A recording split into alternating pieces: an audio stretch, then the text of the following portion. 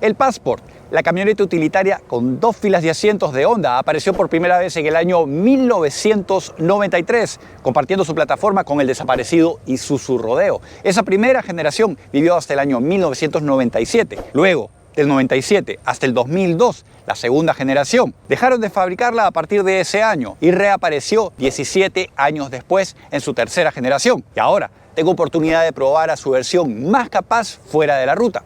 Yo soy Jaime Gabaldoni y esta es la Honda Passport Trailsport 2024. Vamos a verla.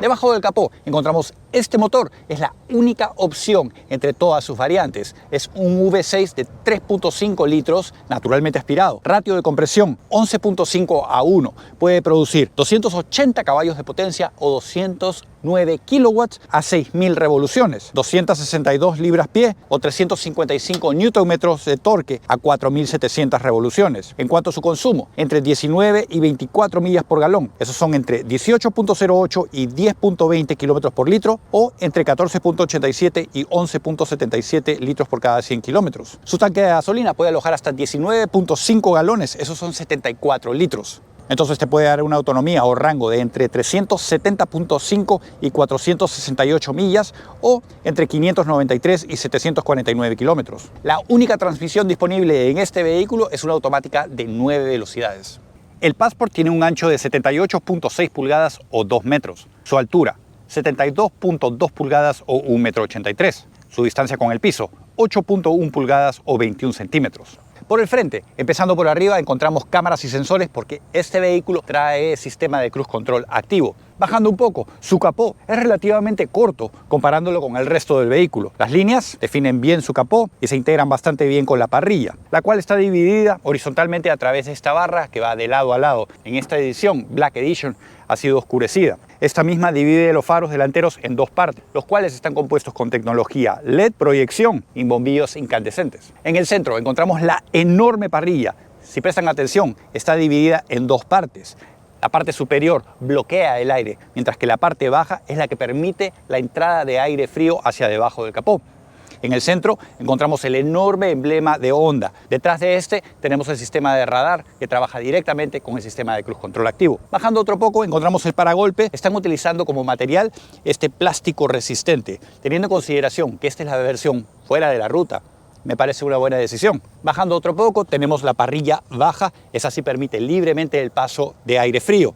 Otro poco más abajo encontramos que han creado esta forma al frente. Le dan cierta deportividad y seguro ayuda a estabilizar el aire que pasa abajo del carro. En las esquinas encontramos los túneles de aire verticales, estas cortinas que estabilizan el aire para llevarlo alrededor del vehículo. Las luces direccionales están incrustadas aquí en el paragolpes, son horizontales, traen faros incandescentes. Un poco más abajo encontramos los faros neblineros. Su parte posterior, empezando por las puertas, plásticos duros. En la parte superior, lo que sí tenemos es un cobertor para sol. Eso está chévere. Bajando otro poco, encontramos ya materiales un poco mejores, con más colchón, es decir, los lugares donde hay contacto con el vehículo, ahí se le han prestado atención. Dos espacios para vasos y botellas, aunque traen plásticos duros, así que las cosas seguro van a estar rebotando. Más espacios útiles en la parte baja con el mismo tipo de material. En cuanto a sus asientos, están buenos, me gustan. Son delgados, tienen un poquito de apoyo lateral, no mucho. Estos plásticos lisos con perforaciones y las costuras naranjas que en contraste con el gris oscuro se ven bastante bien, teniendo en consideración la naturaleza de este vehículo, es decir, el Trailsport supuestamente es el más off-roader. Creo que esto va a ser bastante práctico. Si nos sentamos en esta,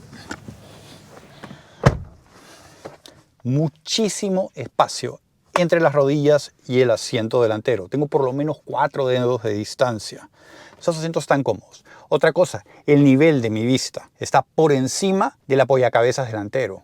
Es decir, está en una posición tipo comando. Se siente bastante bien aquí. Más detalles. En el centro, 2 vents para aire acondicionado. No tengo controles para ajustar ni la temperatura ni la intensidad, solo la dirección. Bajando otro poco, tengo un toma corriente casero, 2 puertos USB del tipo C. Otro poco más abajo, no hay nada más.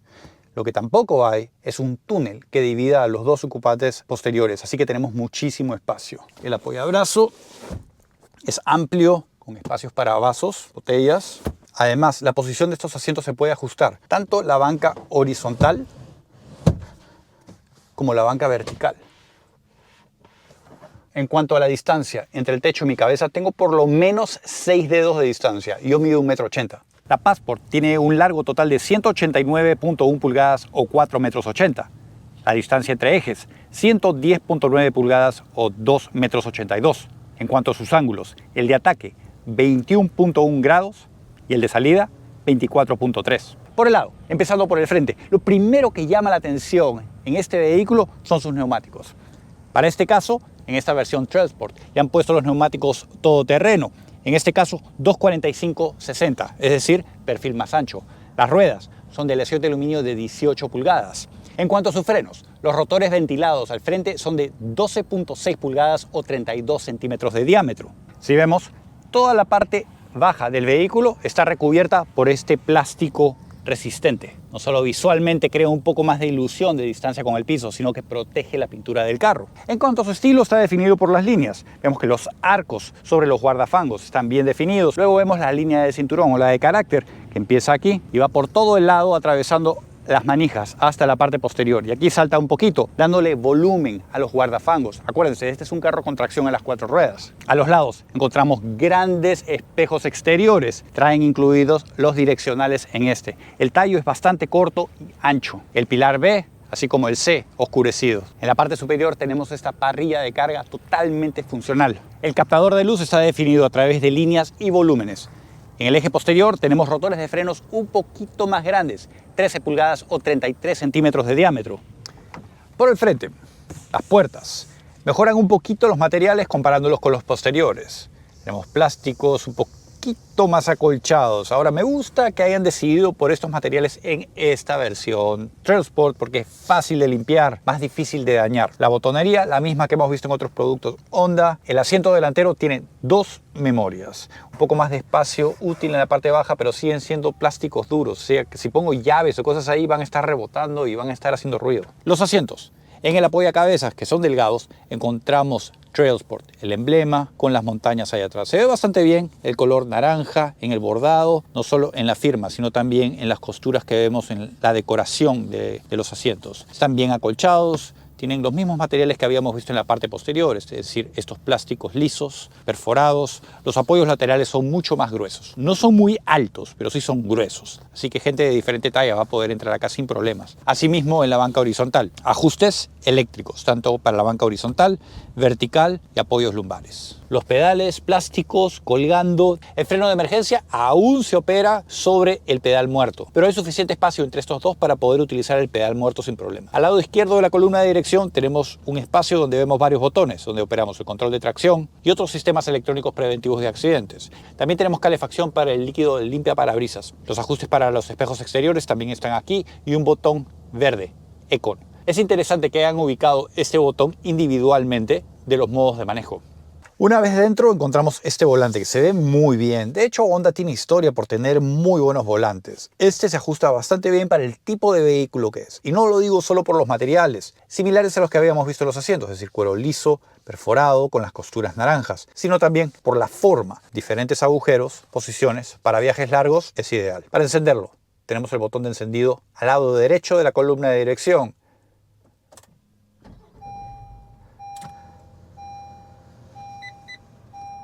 Las animaciones y las gráficas se ven ya un poquito anticuadas comparándola con otros productos en el segmento. En el panel de instrumentos tenemos una pantalla digital central donde vemos en la parte superior el tacómetro horizontal. Ese es un detalle que a mí me gusta mucho en los productos Honda porque destaca el carácter deportivo de sus productos. Recordemos que ellos son uno de los únicos 2 proveedores de motores en la serie IndyCar. Así que ahí vemos la inspiración. En los extremos encontramos el nivel de temperatura y el de gasolina, ambos analógicos. Para ajustar el volante lo hacemos mecánicamente, es decir, no es ajuste eléctrico. Lo hacemos telescópicamente y verticalmente. Otro detalle, miren, tenemos paletas detrás del volante para operar la transmisión automática de 9 velocidades. Es la única opción en la Passport. Al centro tenemos la pantalla de infoentretenimiento digital con comandos táctiles de 7 pulgadas.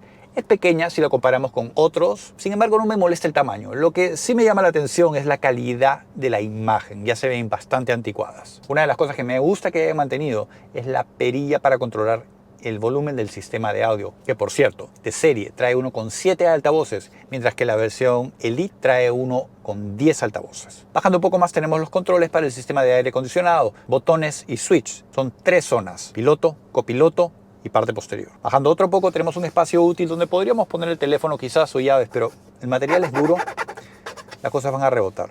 Calefacción para los asientos delanteros. Bajando otro poco más tenemos puertos USB del tipo A y del tipo C. Con el tipo A conectamos directamente el teléfono móvil con el sistema de infoentretenimiento. Tenemos capacidad para Apple CarPlay y Android Auto. Y en la parte horizontal encontramos un espacio para el cargador inalámbrico del teléfono móvil. Ahí sí le han puesto buen material que no va a permitir que el teléfono se deslice. La sección donde encontramos los botones para controlar la transmisión automática de 9 velocidades, clásica en Honda. Y justo un poquito más abajo tenemos un botón donde vemos el perfil del vehículo. Si lo presionamos una vez, despliegan los modos de manejo: normal, snow, mud o fango, arena. Estos modos de manejo ajustan la distribución de torque y potencia y los controles electrónicos, pero no controlan la altura del vehículo. Al lado derecho encontramos 2 espacios para vasos y botellas. El apoyabrazos está enorme. No tiene mucho colchón, pero el diseño es consistente con el que hemos visto alrededor de todo el vehículo. Si lo abrimos encontramos bastante espacio. No vemos más puertos USB. Vemos los asientos, la integración entre los paneles me parece justa, se ve bien. La guantera, tamaño mediano. El espejo central tiene un marco delgado, no está conectado a ninguna cámara posterior. Tenemos los controles para el techo solar, no es panorámico.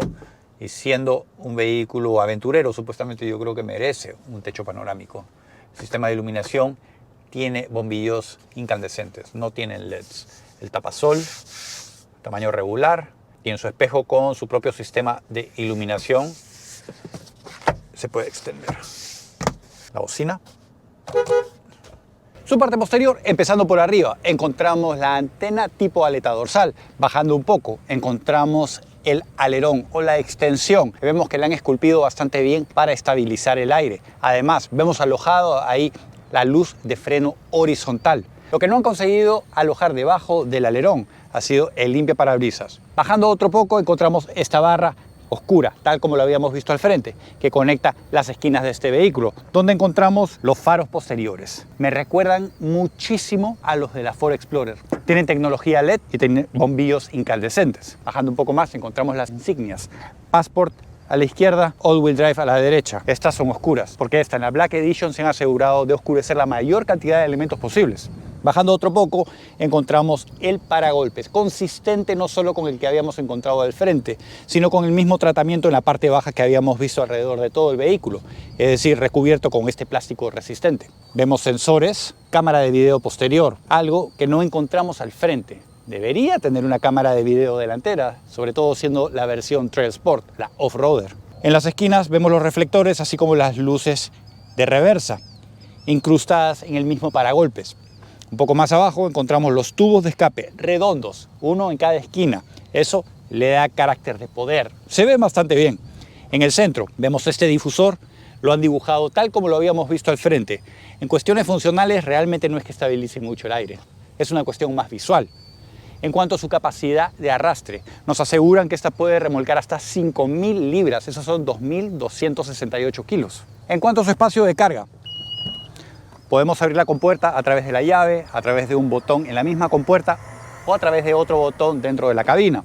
Y lo que encontramos detrás de la segunda banca de asientos son 50.5 pies cúbicos o 1.414 litros, bastante amplia. Ahora, si plegamos la segunda banca de asientos, maximizamos el espacio útil de carga hasta 100.8 pies cúbicos o 2.822 litros. Nada mal. Un detalle que resalta es lo elevado que es el piso, bastante alto. Y no tenemos función para bajar la parte baja, para ayudar a la gente a cargar cosas. Debajo del piso encontramos espacio útil. Y un poco más atrás, si es que quitamos el piso completamente, encontramos la rueda de repuesto temporal. Bueno, por lo menos se han asegurado de ponernos una rueda de repuesto. Me parece importante, sobre todo teniendo en consideración que esta camioneta supuestamente es buena para salir fuera de la ruta. En cuanto a esta batea, me parece súper chévere, porque si tenemos cosas sucias, las podemos no solo esconder aquí y reducir el riesgo de embarrar el interior del vehículo, sino que también podemos sacarla para luego limpiarla.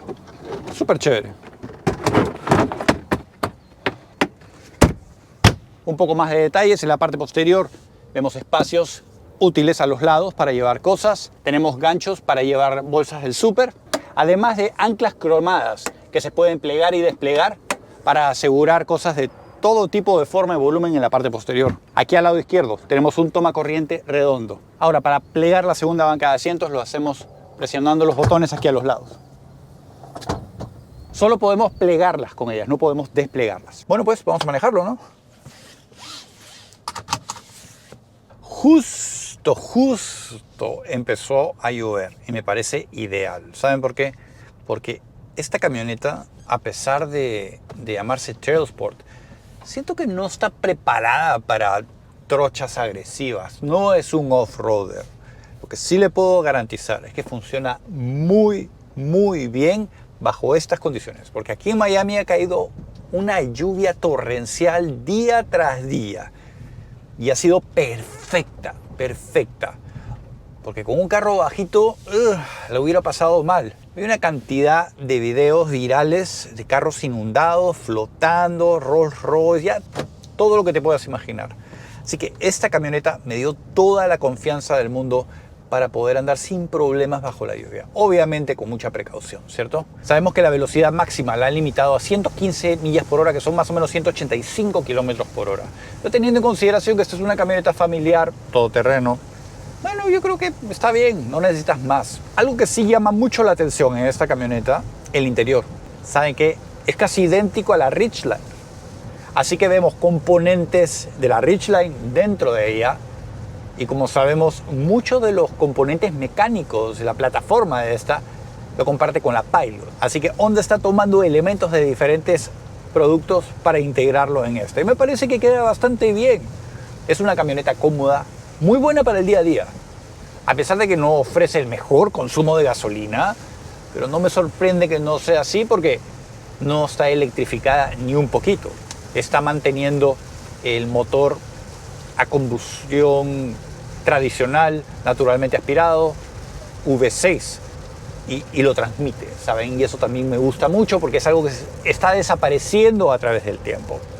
En cuanto a la posición de manejo, es bastante elevada, se siente bien, me siento en control, me siento seguro. La comodidad es bastante amplia, tanto para el piloto, para los ocupantes posteriores. Tenemos muchísimo espacio entre las rodillas, los hombros, la cabeza.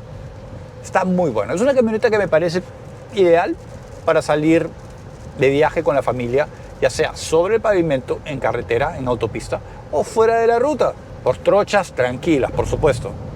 Comparándolo con sus competidores directos, me parece que ofrece algo especial, algo diferente, algo que se acomoda bastante bien a personas como yo, por ejemplo, que viven en la ciudad, de vez en cuando les gusta salir de paseo con la familia. Yo creo que está muy buena. Algunos aspectos que creo que sí podían mejorar es la tecnología que estamos encontrando en el sistema de infoentretenimiento, por ejemplo. No tengo heads-up display, también me gustaría tenerlo. Los tapetes. Yo creo que esta versión merece unos tapetes que no sean de alfombra. A pesar de que estamos en la Black Edition, creo que siendo la Trailsport debería tener tapetes de plástico para que sean fáciles de limpiar y no estar preocupados de dañar las alfombras. El fabricante asegura que esta camioneta puede alcanzar las 60 millas por hora en 6 segundos.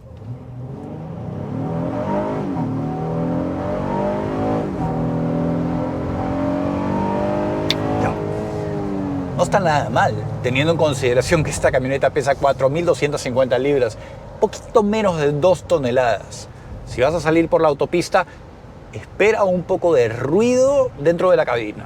Y eso es principalmente por los neumáticos todoterreno con el que está equipado. Pero si tienes otra de las Passports con los neumáticos regulares, no vas a tener ese inconveniente. Aún así, creo que esta cabina es bastante hospitalaria.